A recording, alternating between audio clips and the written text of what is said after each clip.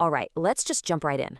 If you're learning Spanish, I'm willing to bet you've hit that big brick wall, the past tense. Preterite or imperfect? Ugh.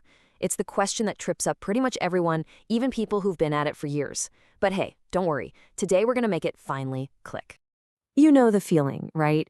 You're in the middle of telling this great story. You say something like, "Yo tenía un coche," when you really meant, "Yo tuve un coche." And someone, a friend, a teacher, gently corrects you. It's so frustrating. It can feel like you'll just never get the hang of it. Well, here's the good news.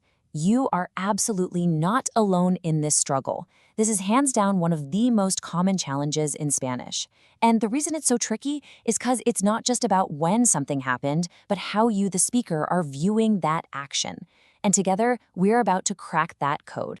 Okay, if you remember just one thing from our time together, let it be this. The big secret, it's to stop trying to translate word for word from English and start thinking, well, visually.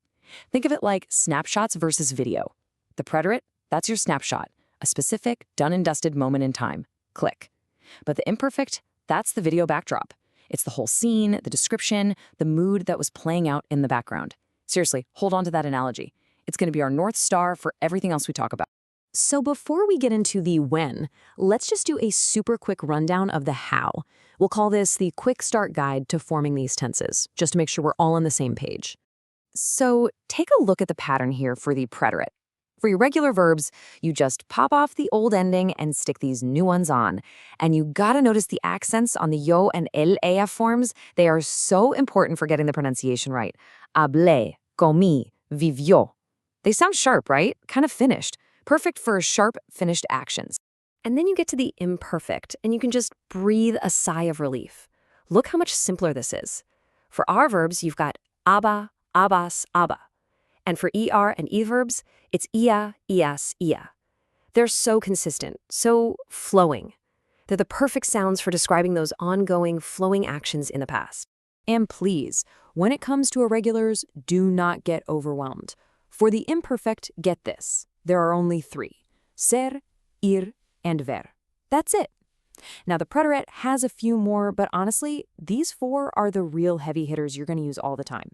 Just focus on these and you'll cover like 90% of what you need for a normal conversation. Okay, now that we've got the mechanics down, let's get to the main event, the golden rule. This is where we stop memorizing and start understanding when to use each tense. So let's go back to our big idea. The preterite is for those snapshot moments. These are the main plot points of your story, the actions that happened, they finished, and they moved the story forward. And to make this super easy to remember, we've got a simple little acronym for you. SAFEW. So let's break down this SAFW acronym. You're going to use the preterite for S, an action done a specific number of times. Llamé 3 veces. I called 3 times. Done. A, an action with a super clear beginning and end. F, a finished action. Ayer comí pescado. Yesterday I ate fish. It's over. E, an event that suddenly interrupts something else. And W, for a chain of events that just worked one right after the other. Me levanté, me duché y salí. I got up, I showered, and I left. You see that? They're all snapshots. It's like bam, bam, bam, one thing after another. And now, for the other side of the coin, the imperfect. This is your video backdrop. It doesn't really push the plot forward. Instead, it sets the scene. It's all about what was happening, what things were like, or what you used to do. And you guessed it, we've got another handy acronym for this one. HABITT. Habitat is your go-to for setting the scene. H is for habitual actions. De niño jugaba. As a child, I used to play. A is for age and time. Tenía 5 años. I was 5. Or eran las 3. It was 3 o'clock. B is for background descriptions. Hacía sol. It was sunny. I stands for the interrupted, ongoing action, the was happening part. T is for thinking, feeling, or desiring, all those internal states. And the final A is for actions in progress, like he was walking. All of these just paint the picture for your story, you know? Okay, this is where the magic really happens. Let's see how these 2 tenses team up in an actual story, because seeing them work together is the key to getting truly fluent. Let's start with the classic example, the interruption model. This is probably the clearest way to see them working side by side. You have your ongoing scene, your video backdrop, set with the imperfect, cuando estudiaba, while I was studying. Then, bam, a snapshot action cuts in, and that's your preterite. Sonó el teléfono, the phone rang.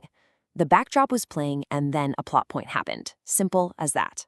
Okay, let's tear this little story apart, because it shows the whole concept perfectly. It starts, era una noche oscura y llovía.